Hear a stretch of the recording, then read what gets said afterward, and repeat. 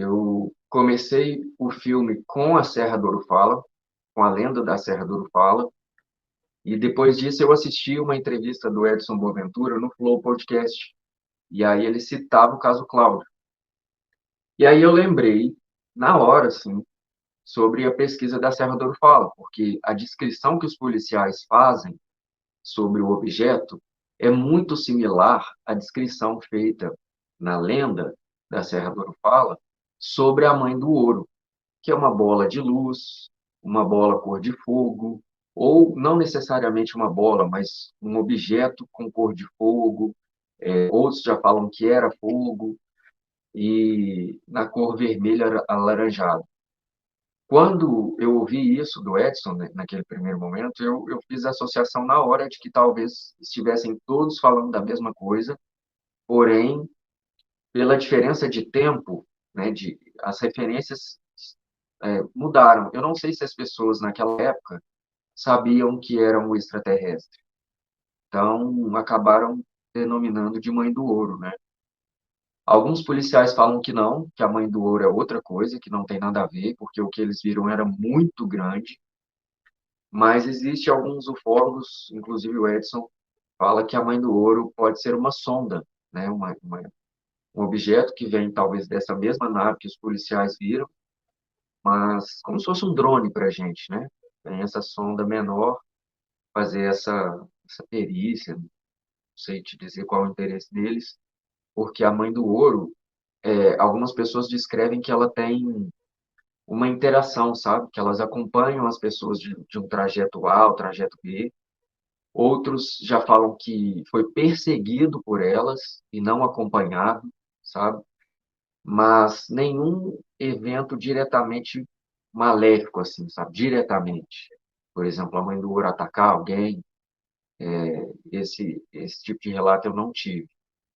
Uma coisa que você falou que é muito interessante é a questão dos relatos das pessoas, né? E você também falou que às vezes depara com alguns casos que não são reais, né? Mas na questão da produção do documentário em si, como que você avalia se aquele depoimento, se ele é verídico ou não? São muitos fatores.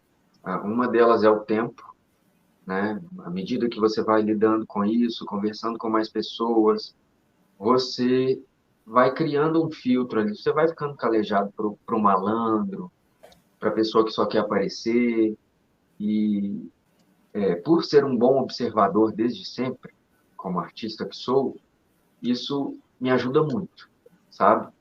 Mas é o que eu disse, não sendo ufólogo, por muitas vezes eu levo os casos para o Edson também. Olha, Edson, o que que você acha? Troca ideia com essa pessoa aqui, vamos ver e tal, porque o ufólogo, o pesquisador, ele vai calejando com o tempo mesmo. E o Edson tem mais de 30 anos de pesquisa, né? Eu estou há 3 anos na estrada, é 10 vezes mais. Então, o Edson também é uma das ferramentas que eu uso para fazer esse filtro. Mas mesmo assim, é óbvio que a gente está suscetível a ser enganado. E eu acho que ser enganado não diz sobre o enganado, diz sobre o enganador. Então, o trabalho eu não vejo, já aconteceu algumas vezes de estar pesquisando e algumas coisas a gente ficar assim um pouco na dúvida, a gente não grava sem a gente ter uma evidência muito real, já para não comprometer o trabalho. Então, se mesmo com todo esse filtro acontecer de vazar alguma entrevista de alguém que tenha mentido, isso diz sobre a pessoa, sabe? Porque não dá para descreditar toda uma história, toda uma narrativa, todos os documentos por uma pessoa que talvez tenha conseguido enganar tanta gente. Você está tendo algum desafio para poder produzir esse documentário? Eu acredito que seja um dos maiores desafios da minha vida, a produção desse documentário, porque eu não sou produtor, eu não sou diretor de cinema, a minha formação, eu sou ator, eu já dirigi peças de teatro, já escrevi peças de teatro, já roteirizei curta-metragem, já escrevi curta-metragem, né, argumentos. mas foram coisas que foram acontecendo, sabe? Muito em função de morar no interior e ninguém me convidar para fazer nada, eu tive que começar a produzir, sabe? Então, eu tenho preconceito comigo por isso, porque como eu não sou de origem dessas áreas, por vezes eu acabo me desmerecendo nisso, sabe? Mas eu entrei nessa foi mais por isso mesmo, de que ninguém me convidava para fazer nada e as coisas foram acontecendo. Mas nesse processo é legal, é bonito quando a gente vê algum resultado, mas o processo em si ele é muito doloroso, sabe? Porque a gente passa por muita ridicularização, tanto pelo tema quanto pela profissão, né? Eu tenho uma hamburgueria, uma choperia, e na cidade eu sou conhecido pela minha hamburgueria, que é muito conhecida aqui. Então, quando às vezes vou gravar alguma story ou vou divulgar alguma coisa que eu fiz, eu sinto essa ridicularização vindo de algumas pessoas. Isso mexe com a gente, isso uma vez não, duas não, 10 não, 20, 30, sabe? Porque é uma coisa constante.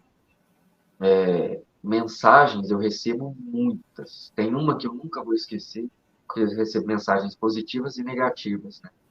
E uma das mensagens era um cara me xingando, dizendo que ET não existe, que isso é o demônio que está se manifestando, que não sei o que e tal.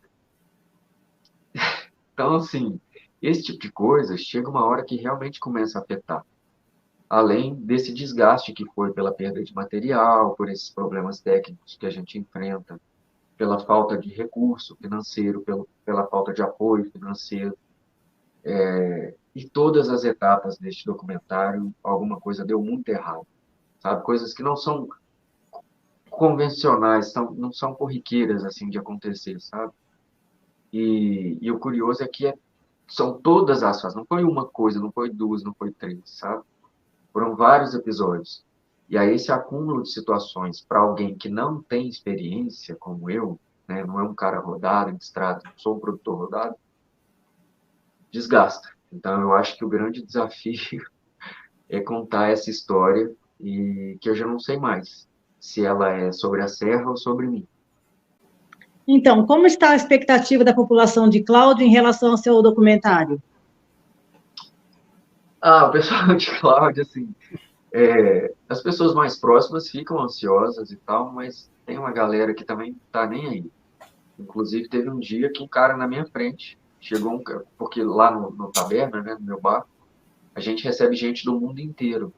Cláudia, por causa das funções metalúrgicas, tem gente do mundo inteiro aqui para comprar, para vender, para conhecer.